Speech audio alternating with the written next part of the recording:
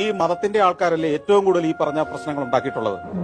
എത്രയോ ലക്ഷം കണക്കിന് ആളുകളെ കൊന്നൊടുക്കിയത് മുഴുവൻ മതത്തിന്റെ പേരിലല്ലേ ലോകത്ത്. ഈ ലോകത്ത് യുദ്ധങ്ങൾ ഉണ്ടായത് ദൈവത്തിന്റെ പേരില്, മതത്തിന്റെ പേരില്. ആൾക്കാരെ കൊന്നൊടുക്കിയത് മതത്തിന്റെ പേരില്, ദൈവത്തിന്റെ പേരിലാണ് ഇവിടെ ഏറ്റവും കൂടുതൽ യുദ്ധം ഉണ്ടായിട്ടുള്ളതും. ഈ ഫോട്ടോ നിങ്ങൾ കാണുന്നത് കംബോഡിയയിലെ ജനസംഖ്യയുടെ 4/1 കൊന്നു കളഞ്ഞിട്ടുള്ള ഒരാളാണ്. അദ്ദേഹത്തിന്റെ പേര് പോൾ പോട്ട് എന്നാണ്. General secretary of the central committee of the communist party of Kampuchea ആണ്. കമ്മ്യൂണിസ്റ്റുകാരനാ, മതമില്ലാത്ത ആളാ. ഈ പറഞ്ഞ മതമില്ല, നോ റിലീജിയൻ. ഏറ്റവും കൂടുതൽ ആൾക്കാരെ കൊന്ന 10 ഏകാധിപതികളുടെ ലിസ്റ്റാണിത്. ഈ ലിസ്റ്റ് നോക്കിയാൽ നമ്മൾ ഈ പറഞ്ഞ പോൾപോട്ട്, കംബോഡിയയിലെ 4/1 ജനസംഖ്യ കൊന്ന പോൾപോട്ടിന് അവിടെ എത്ര സ്ഥാനം അറിയുള്ളൂ? 7ാം റാങ്ക് മാത്രമേ ഉള്ളൂ. അതിന്റെ തൊട്ട് താഴെയുള്ള ആളും ഇതുപോലെ തന്നെ മതരഹിതനാണ്. കൊറിയൻ ഏകാധിപതിയായിരുന്നില്ല കിം ഇൽ സുങ്. കിം ഇൽ സുങ് ആരാന്നറിയോ? സ്റ്റാലിന്റെ നിർദ്ദേശപ്രകാരം ബെറിയ ഹാൻഡ്ബേക്ക് ചെയ്തിട്ടുള്ള ആളാണ്. 1945 കൊറിയൻ കമ്മ്യൂണിസ്റ്റ് പാർട്ടിയുടെ നോർത്ത് കൊറിയൻ വിഭാഗത്തിന്റെ ഫസ്റ്റ് സെക്രട്ടറി സ്റ്റാലിന്റെ വിശ്വസ്ത കമ്മ്യൂണിസ്റ്റുകാരനായിട്ട് വന്ന ആളാണ്.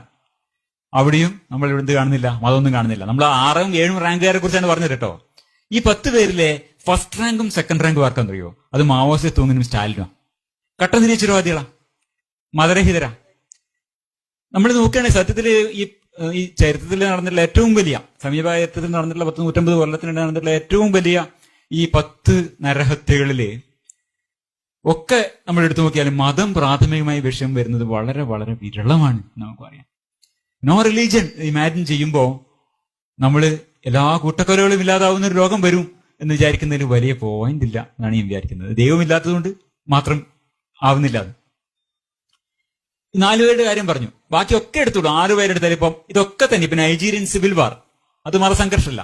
എത്യോപ്യൻ റെഡ് ടെറർ എന്ന് പറയാം. മെങ്കിസ്റ്റു ഹെലി മറിയം പിന്നെ മാർക്സിസ്റ്റ് ലെനിനിസ്റ്റ് ആണ്. അയാളുടെ നേതൃത്വം നടന്നിട്ടുള്ളതാണ്.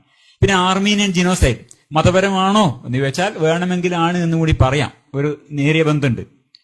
പിന്നെ ടോജോ, അത് വാർ ക്രൈംസ്, സെക്കൻഡ് വേൾഡ് വാറിന്റെ വാർ ക്രൈംസ് ആണ്. ലിയോപോൾഡ് 2 അതെന്താണ്? റബ്ബർ ഉണ്ടാക്കാൻ വേണ്ടിയിട്ടുള്ള അവിടുത്തെ ലേബർ ലോസ്, അങ്ങനെ വളരെ അതികഠിനമായ ലേബർ ലോസ് ആണ്. അതുമായിട്ട് ബന്ധപ്പെട്ടിട്ടാണ് ആൾക്കാർ മുഴുവൻ കൈവെട്ടിയും തലവെട്ടിയും ഒക്കെ കൊന്നു കളയുന്നത്. ഹിറ്റ്ലറും നമുക്ക് ക്രൈസ്റ്റിനെ കൊന്ന ആൾക്കാരാണെന്നുള്ള നിലക്കല്ല ജൂതന്മാരെ വെട്ടിയിടുന്നത്. അത് വേണമെങ്കിൽ അതും കൂടി ഇരുന്നോട്ടെ മതത്തിന്റെ പേരിൽ. അങ്ങനെ പറഞ്ഞാൽ ഈ 10 എണ്ണത്തിൽ 2 എണ്ണത്തിന് മാത്രമാണ് വിദൂരമായിട്ടെങ്കിലും മതബന്ധമുള്ളൂ എന്നാണ് പറയുക. നമുക്ക് ഇതിന്റെ അർത്ഥം എന്താണ്?